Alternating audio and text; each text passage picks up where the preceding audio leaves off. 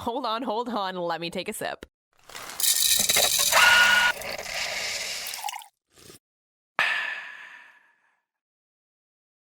You ready for another cup of Christmas? All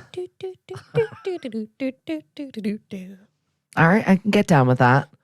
Should I put like little sleigh bells in the background? I just feel like it's episode 6. I feel like we needed a theme song. I love this.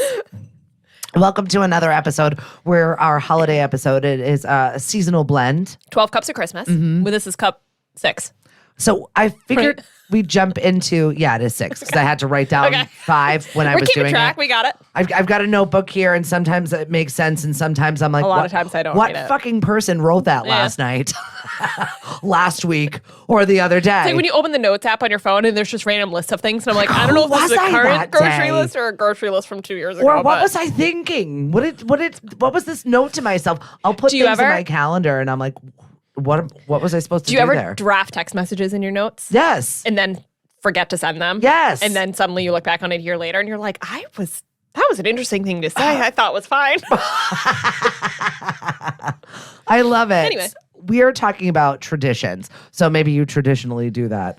And I saw on Reddit where a mother-in-law was slammed, and rightfully so, for banning his son's wife from their Christmas tradition. Well, what were the Christmas traditions she was being banned from? Okay, so a man refusing to defend his wife from his holiday tyrant mother. I think it depends on the tradition. All right, hit me. Is being blasted online. So it was in one of those Reddit "Am I the Asshole" forums. I love this. Right. So in a post shared, it said that every year his mother asked the women in the family to submit a sample of a Christmas dessert. What? A sample? Meaning you have to get approved before you bring it? Exactly.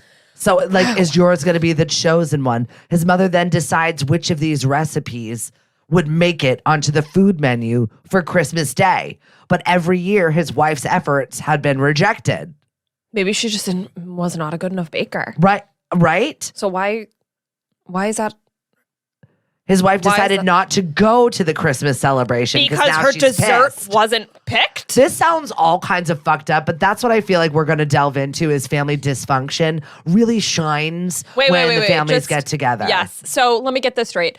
Mother-in-law is crazy enough to want everybody to submit samples before she decides and picks which dessert. Which I feel like is one thing, because if you're hosting Christmas, I would just be so thankful somebody was doing something. Bring anything. Bring all of it. Why can't you be like, you bring an appetizer, you bring a dessert, you bring something else. Right. Bring a side dish. Nope, you're going to submit desserts. But second of all, you are going to participate. The wrong family, you're going to participate because you're the daughter-in-law and it's your freaking duty. You're not going to get on the bad side of the mother-in-law. Right. But then you're going to not go to Christmas because you didn't get picked. And then the husband was calling his wife unreasonable. Yeah, I think it is unreasonable. You whiny little bitch. No, he was calling his wife unreasonable for not coming to Christmas. That's what I think. I think she just should have sucked it up. Yeah, you suck it up and you say, my mother-in-law is fucking crazy, but this is what you do on Christmas and I have to play along and I'll try something else next year. I'll just continue to try new recipes and I will perpetually make them bad to fuck with her, or I will perpetually I wouldn't do it at all. You know what? I'm not interested in making any submissions this year, but I'm showing up for Christmas. Then don't I think then don't submit. That's where it was wrong. It's weird that she didn't show up. Exactly. You're just going to suffer like everybody else because that's what we do. It's like just refusing to play dodgeball because you didn't get picked for a team. Like just no. You were last picked. Sorry, you suck at dodgeball. It's just screaming like whiny pick me. Like yes, family and holidays fucking suck. Pick up your shit and go. You got to go. I'm on the side of the husband. So many users berated the man for not defending his wife and siding with his bully mother. Well, that's so Reddit. I mean, yeah, exactly. That's so Reddit to be like, always defend your woman. Like, no, fuck it. Sometimes the woman's fucking wrong. Yeah, I just would have stopped making submissions and I would still show up at Christmas. I 100% would just continue. I'm not bothering with your stupid submissions. That is dumb. If you want me to make something, call me. I would buy into it and just make really, really bad submissions. like I would fuck up the recipes every time on purpose. That way I could guarantee like my ego wouldn't be hurt by not getting picked because I actually put effort into it. But I'm fucking with her entirely by making like really, really I'm thinking that she could have had way more fun with that. Like make edibles and see her get all fucking weird. Oh my God, that would have been great. Come on, man. Go to a kid's bake sale and bring something in and be but like, listen, oh, yeah. I'm toxic, though, so I don't want to, like, encourage. And this is why we're friends. All right, talk to me about some of your traditions. So I loved my family traditions. I really did love growing up and the way my family worked it out because I was from huge families. Like my mom's side and dad's side, just giant, tons of cousins, tons of people, tons of festivities, both which they're not native to the United States. So there was always booze. No matter what. Like I was 5 years old doing shots with my aunt. Like oh that my was God. just like a normal thing That's that I different. didn't realize was abnormal That's until I abnormal. like went and hung out five? with a great Okay. oh yeah. Totally. Yeah. All right.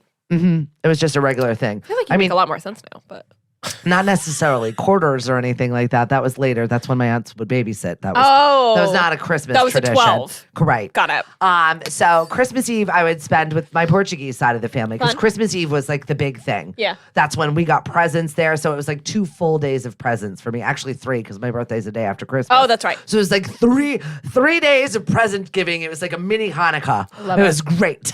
So Christmas Eve would happen and they would make all of the food that I never would eat. It would be like octopus. It's called poove.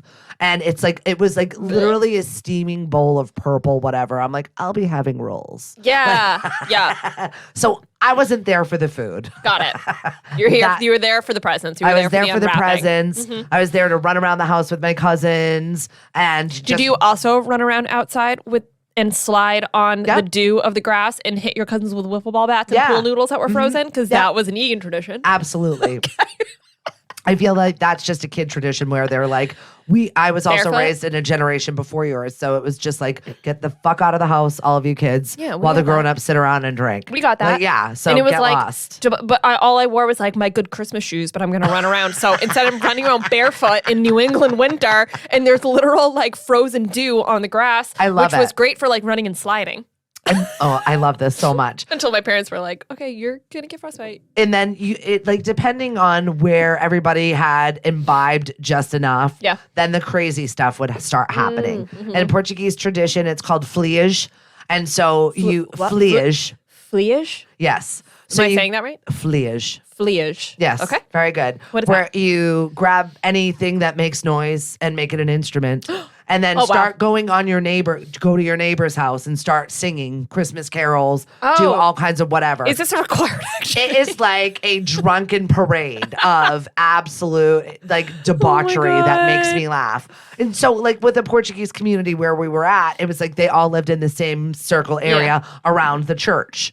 So everyone would go house to house, have a drink at their house, have a snack at their house. Mass, or? This was before midnight mass. And then you all went to mass. All went to midnight mass. I tried to be dead silent. So it was like, get it all out before you have to sit here quietly. It was great because they're all sleeping and snoring because they're drunk and tired. And all the kids are like, why are we here? What's happening?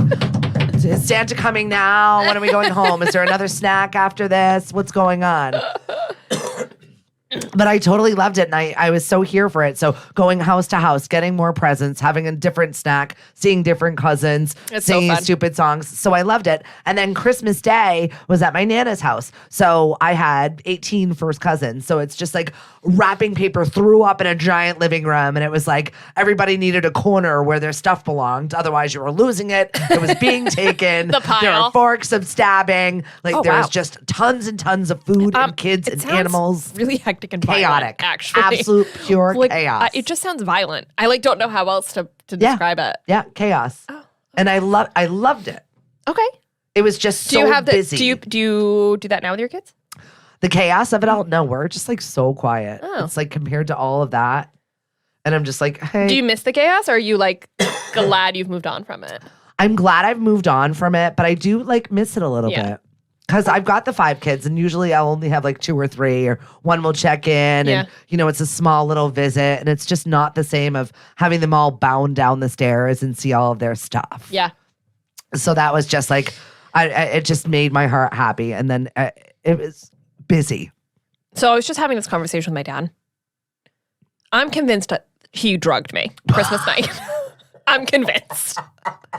Did you ask him? You're like, hindsight's 2022. Yeah, and he was like, he was like, yeah, it was great. Like, didn't really give like a definitive yes or no answer. But here's the thing, and like maybe Benadryl. Maybe my sister, because I know she listens, or Palmer, one of my siblings can clarify this. Yes. But like, our Christmases were a little over the top, ridiculous, but part of that was like something was always set up. So like one year, my older brother got one of those. It was a guy on a unicycle that held like a stick, and it would go along the line across this room. Yeah, I know exactly what you're talking about. So a normal person would just get in the box, like, hey, you got this cool toy. No. My dad would like set it up in the living room. So like Christmas morning, we'd walk down the stairs and he would like pull the string and you'd walk into Christmas morning with the tree and it would be like perfectly going across the little line. Oh, I love that. Full stereos going. There was one year my brother got a blow up in Ninja Man in the back that was fully blown up in the back. But I love that. Like that's so exciting. You know, it's not fun to get a box and then you got to like set it all up. So it's like, yes. Wow, we never have this in the living room. This is cool. But the question is like, how did I sleep through all of that? How did my dad test the stereo and get it perfectly to the right volume the next morning without me waking up or hearing anything? That's fair. My husband did put together a few sets of drums without anybody knowing. Yeah, I'm convinced that like, I don't know what. You were not drugged. We slept well as children. We don't sleep like we do as adults. When you're a kid, you're like lights out. It's shocking to me. There was never like even when I tried, like, oh, I'll stay up and I'm going to hear something this year. No, never did. Never did. And they were always ridiculous Christmas mornings. I still don't know. I have no idea how he did it. I don't think you were drugged. I think you were just a kid. I think we sleep better as children. Well, maybe your sibs will have something to say about this. But as a kid, I wanted to like wait for the reindeer on the roof. Nope, slipped all through it. Don't know. Miss Santa coming down. However he got in there. Suspect. I literally have no idea. Yeah, right? This is an adult podcast, right? We didn't just... That's it. We didn't just blow that Santa's not real and it was really my dad? We didn't. All right, just make sure. What else you got? She's still convinced she was drugged. Yeah. You said that you wanted to talk about your cinnamon rolls. Oh, yeah. So Christmas morning for me, big tradition is we always have cinnamon rolls. That's it. That's just the tradition. We have cinnamon rolls in the morning. But that smell is definitely like one of those things. And when you smell it, you're like, you think of that specific or a specific Christmas morning. Do you have like a specific Christmas morning food that you do? No. Waffles? No. Oh, nothing? No. It's always different. Every single year, it's totally different. I don't know if I like that. Yeah, we don't have a tradition. It's got to be the same. You have to do the same thing every year or Christmas isn't real. We don't.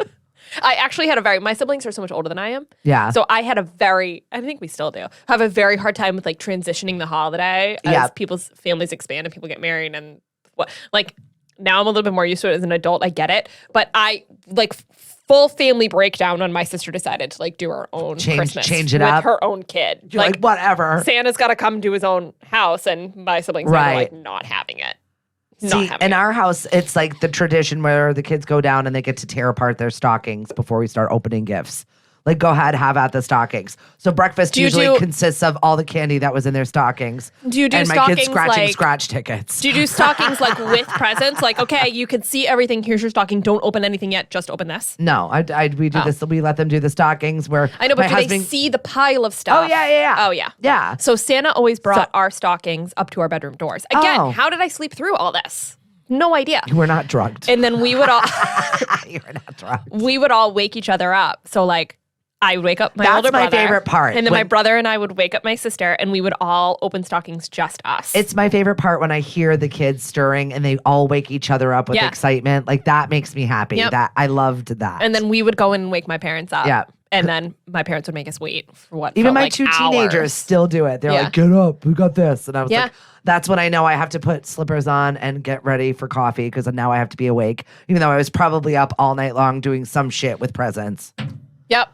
So, which is why we let them have at the stocking. It gave us at least 30 minutes to like get our shit together, get a cup of coffee. I have some of the best memories of present my siblings to be there for sitting on my bed, like opening up our presents and our stockings and stuff, which is super I know, fun. they're good memories. Yes. And then the stairs. Yeah, I've so got to hear about the stairs. So this leads into the stairs. So we had our stockings delivered to our door.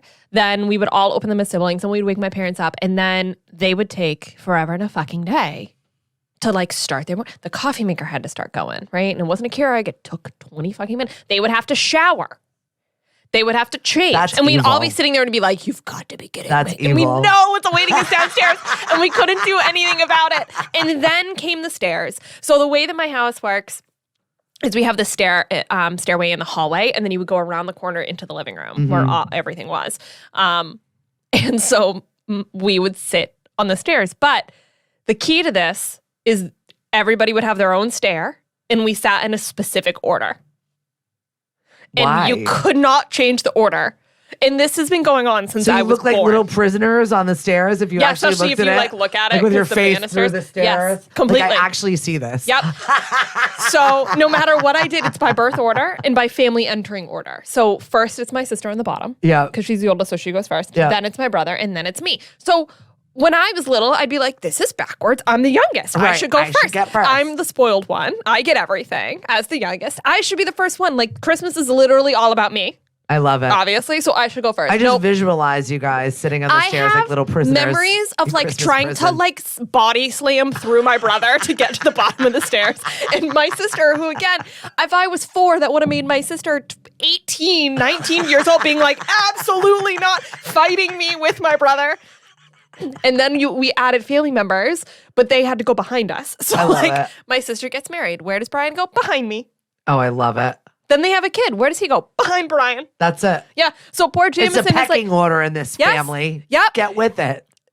And there's like no negotiation about I it. fucking love it. And so, so we have this very specific order on the stairs. And even as we're adults, if there's a stairs moment, we have to go in order of that, of like entering the Egan family. Please share a photo of stairs moments. There's got to be one. I would love there has to be one. find one. And that's what my dad would like. We would sit on those stairs for fucking ever. Do that and recreate it. Hear the coffee going. You know, we would hear like the cinnamon rolls going in the oven. We would hear the oven preheating, and we'd still be sitting there. Oh my God. On the stairs. My dad'd be like, gotta get the camera. Oh, the batteries are dead. Like every year he would make us sit there for 14 years. That's evil. And I would fight my way to the front and never would, and probably would cry because I'm not the first one. And thank you for sharing your Christmas trauma with us. Anytime. The best is like seeing my little nephew in the back. So fun. If you've got a Christmas tradition, please share it with us. Let us know. Comment. Yes. Leave us voice notes. Yes, please do. This is our 12 Cups of Christmas, cup number 6. Holiday roast. Seasonal blend. Oh, yeah. It is a holiday roast. Seasonal, sure. whatever our tagline is, seasonal blend, holiday roast. Yes. Find us on all the socials, Facebook, Twitter, Instagram, and TikTok. Subscribe to us on YouTube. Rate us on Spotify. Do all the things. It seems like a lot of work. I know, but get ready for season 3. We're really excited about it in 2023. It's the First Shot Morning Show.